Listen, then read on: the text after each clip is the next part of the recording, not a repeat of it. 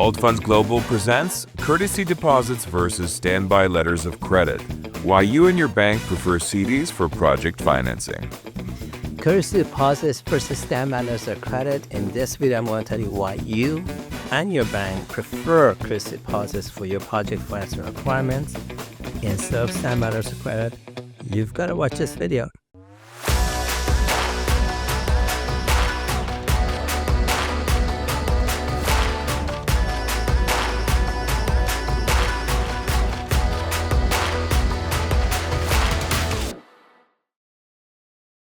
All of the information presented is for entertainment and information purposes only. Nothing discussed constitutes legal or accounting advice, an offer or solicitation of financial services, or financial advice of any kind. Our goal is to showcase alternative vehicles to raise capital. At no point will we be soliciting any investment programs.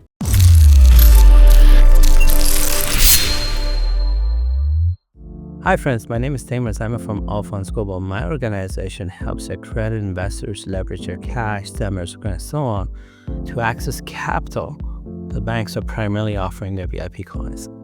We can do this because of volume transactions we do with banks, because of our relationships, and because of our experience and expertise in the area called structured financing. The capital our clients are getting allows them to do project financing, grow their businesses, and buy auxiliary businesses. So friends, one of the battles that's going on right now in the area of structured financing is a battle between CDs, courtesy deposits, versus standby letters of credit for project financing. And I want to tell you why CDs are the winning formula and are certainly beating the marketplace all day long. A little bit about courtesy deposits, CDs, versus standby letters of credit, SBLCs, and what they are. Before I go into explain that, here's what I want to share with you. I want you to imagine you and I can go into Starbucks. Go into Starbucks, we can buy coffee, we can buy tea, we can buy muffins, things like that. I want you to imagine you and I can go to a company like Walmart, and we can buy t-shirts, cookies, groceries from Walmart. Just the way that you can go to Starbucks and buy products and services, or to Walmart and buy products and various other services from Walmart, you can also go to a bank. And at a bank, you can purchase a standby letter of credit. You can issue or buy courtesy deposits. You can buy treasury bonds. You can buy government GICs. Like there's a whole bunch of products and services that banks sell and offer, just like Walmart has products and services, or Starbucks has products and services. In the area of structured financing, a lot of capital-intensive businesses, rather than using their own house, rather than using their own assets, what they have figured out is to tap into the alternative funding industry and look into structured finance and saying, hey, look, I don't want to give my firstborn, my secondborn, and my house as collateral to a bank. I have a business that's constantly growing. I'm a real estate developer. I'm constantly building properties. I can't, my house is only worth so much, and I've already leveraged my house out, but I still need more capital. What can I offer a bank as collateral? And that's when you can, use a standby letter of credit as an example for the bank to leverage the standby letter of credit as a collateral, or other banking products and services as collateral instead of your house. As a banker, I want to tell you why that's more important to me, more lucrative to me compared to your house, just as a comparison. If I'm your banker and you want me to loan you money and what you're giving me is your house, in case of a default, I have to go to a massive legal process and procedure to evict you. Evict you, your family, your kids. I can't just overnight come in and evict you and sell the house and get my cash out.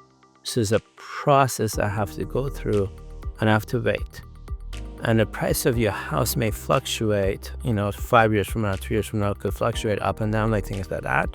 But there's a process, the pain I have to go through to evict you so that I can get my money back. Versus a standby letter of credit, versus a medium-term note, versus any other banking products and services, if I have that as a collateral, I don't need to evict you. I don't need to evict your family. I don't need to deal with that hassle.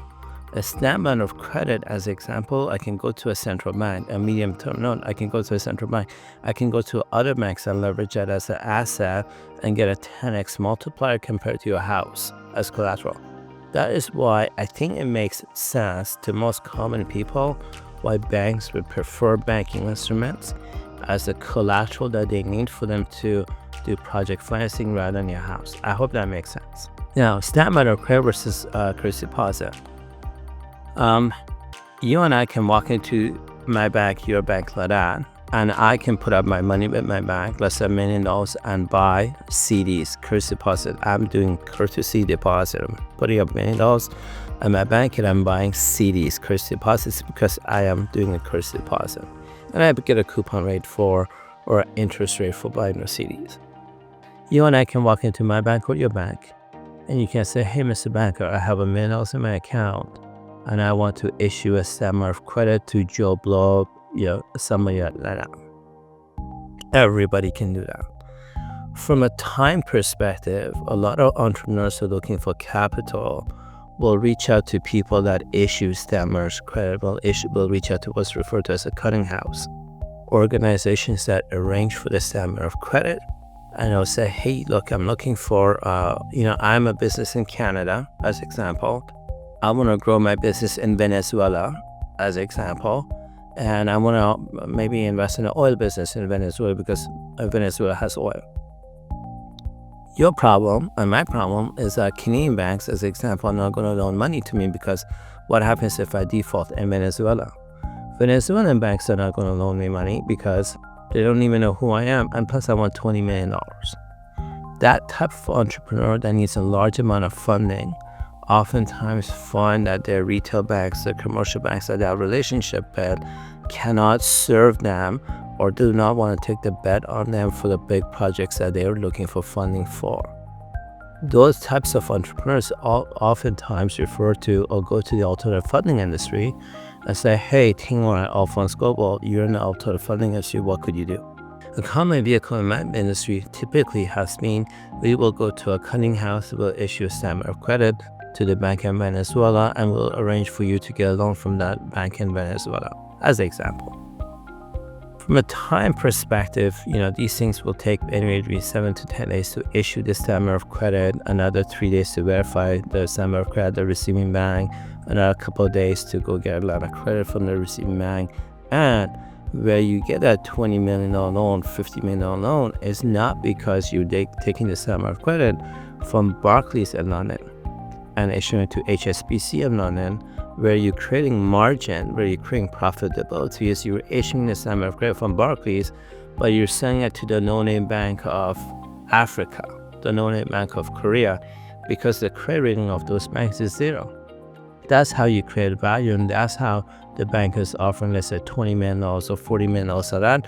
I've done lots of videos about how the issuance and monetization of stamp of credit work.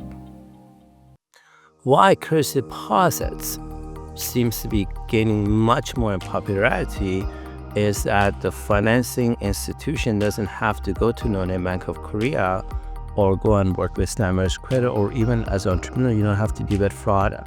You don't have to deal with, is these people are they going to issue the Standard Credit or not? Like, you don't have to deal with those complexities.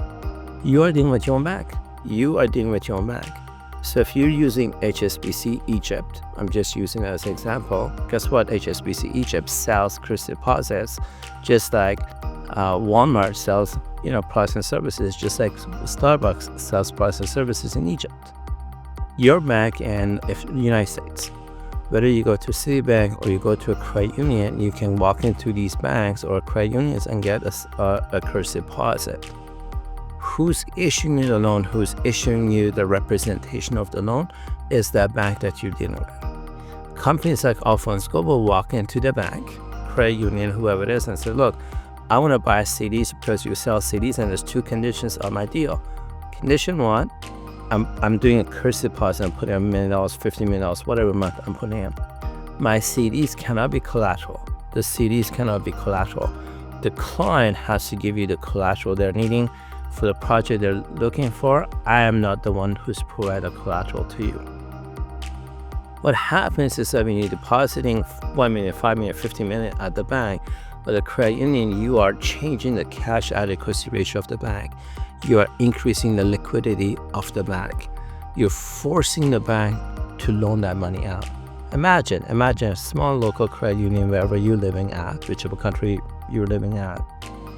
If you go to that no-name credit union, give the guy $50 million, that guy has, he can't have $50 million sitting on a shelf. He has to loan that money out because that's how they make money. So you're forcing that institution to loan that money out because that's how they make money. Why a lot of entrepreneurs love CDs, the CD model, is because they're dealing with their local bank versus dealing with fraud. Is the issue real? How is it that some no-name bank in Hong Kong that I've never met is going to issue me a $500 million? All that nonsense just disappears for the entrepreneur.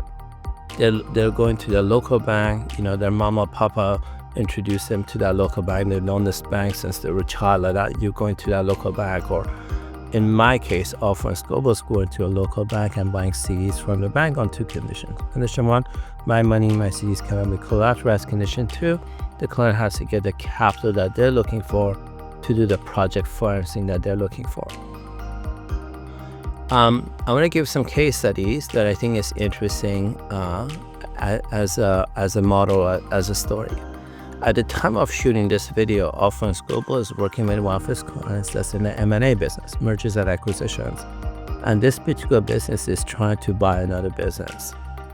They're very smart. It's a medium-sized, very, very, very established business, M&A business, very reputable M&A business in the United States.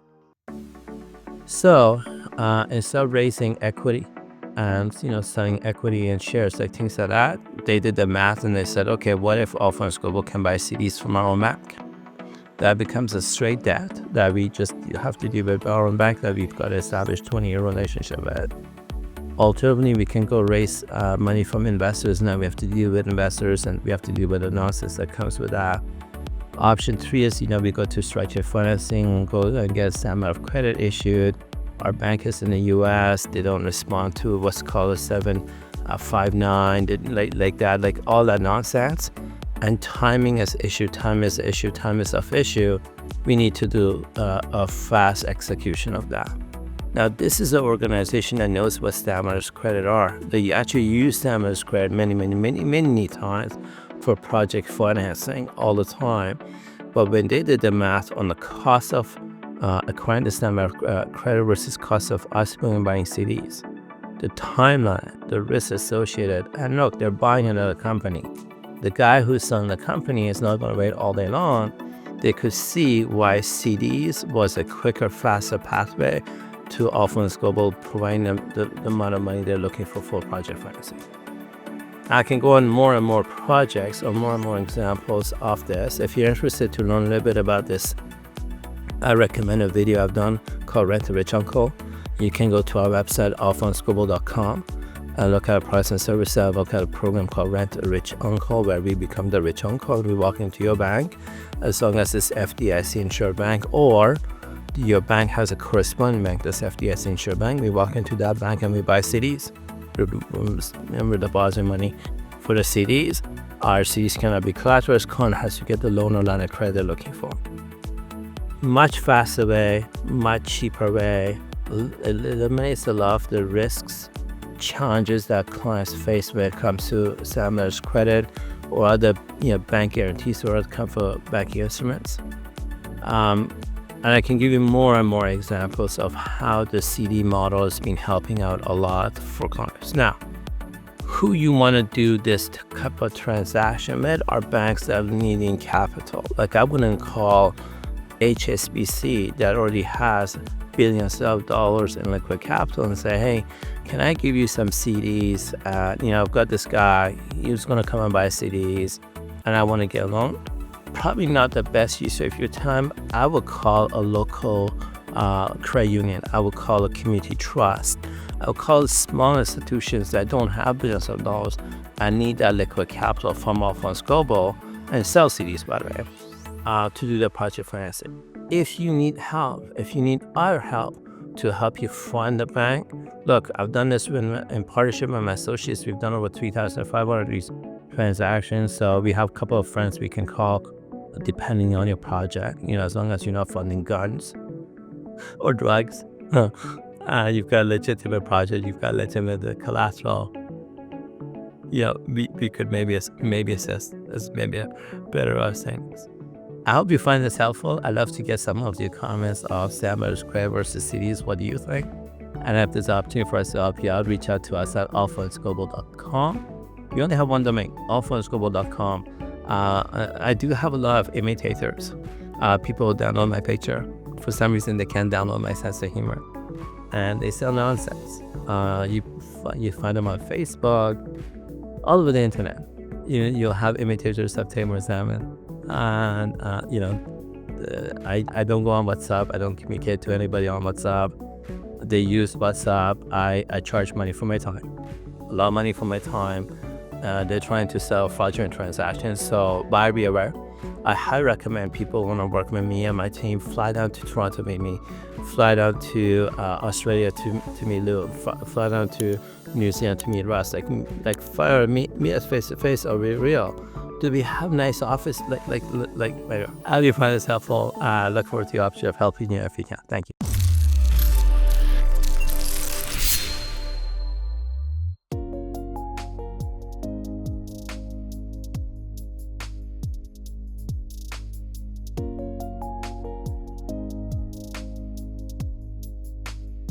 Already with Alt Funds Global, I feel like I have the edge on everybody else because of the kind of loans that we offer.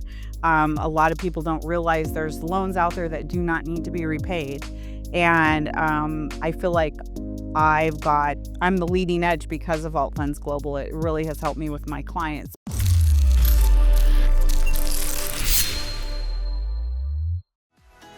Hi friends, I now want to take a minute and answer some of your frequently asked questions. One of the common questions I get a lot is, Tamer, we've learned a lot from you through your YouTube channel. How do we learn more? Can we fly down and meet your team? And the answer to all of that is yes, yes, and yes. But if you want to learn more, my first invitation is to become a member of Alt Funds Global. You simply go to our website, alphaandsglobal.com. You sign up to become a member for free. You get access to webinars, offshore events that we do, and content that we never, ever, ever, ever publish on YouTube. I promise you that it's worth becoming a member for sure. The second way that you can learn a lot is I'm a published author. Structured Financing Demystified, Hypergrowth, just multiple books on Amazon that you can get access to. I highly recommend going and checking out some of these books, getting engaged into some of the stuff, that strategies and tactics that we're using for ourselves, for our families, for our friends. You definitely want to check these things out for sure. Another question, I guess, Timo, why are you so passionate about getting a bank license? Why is that so important? Well, the truth is, our mission within Alt Funds Global is to help businesses become self-funded for life. Imagine you run a coffee shop and I run a coffee shop. Imagine we buy the coffee beans from the same grower and my coffee shop is right across yours, like really right across yours. Our competition is probably nil. But if you have a bank license and I don't have a bank license, and let's say I made $500,000 and you made $500,000 in income, but if you have a bank license, you are depositing a bank license with the central bank of the country where you own your own private bank license. Let me repeat this again. You are depositing your money with the central bank of the country you have your bank license on. So $500,000 deposited with the central bank should give you a line of credit of 10 times multiples. So that means you get a line of credit of $5 million. Now, it's not free money, it's a line of credit of $5 million. Now, if you draw that entire money out and you go to whichever country you're currently resonating in, the country you're doing business with, and in real estate, you want to buy a house, you put 20% down and you get a loan for 80%, same thing. You put $5 million down with a business plan to your local bank, whoever your bank with, and say, hey, I want to grow my business, my technology business, real estate business, pharmaceutical business, whatever business it is. I'm a venture capitalist. I'm putting $5 million down. Your bank gives you a loan at four times more, so now you get a $20 million loan. Now it's not free money, it's $20 million loan What can you afford to do with $20 million that I cannot afford to do with $500,000? Could you invest in artificial intelligence? Could you invest in hiring better people? Could you invest in advertising? Hell, with that amount of money, could you even buy auxiliary businesses or invest in auxiliary businesses? I say you can, and that's why we within Allfunds Global are so passionate helping clients become self-funded for life, and getting a private bank license is one of the vehicles that I am personally very passionate about helping clients on. Another question, I guess, Timur, you charge a consultation fee. Allfunds Global, the team charges a consultation fee. Why do you charge a consultation fee when you guys can make so much money on the back end? It somehow slows me down from taking a credit card and paying you money for it. Well, here's the truth. We offer our content, millions and millions of dollars worth of content complete for free on YouTube. We don't advertise as of the date of doing this video. We don't advertise on YouTube, Google, or we don't do any kind of advertising at all. And what we find is the volume of traffic that goes into YouTube attracts people that are tire kickers, people that are fraudsters, people that have mental health issues. When we charge a small consultation fee, this deters the hacker, the fraudster, the person who's shopping around, the tire kicker. It eliminates all that and allows me and my team to be on calls or meetings with customers we actually want to do business with. What a concept. Now comes, this is better.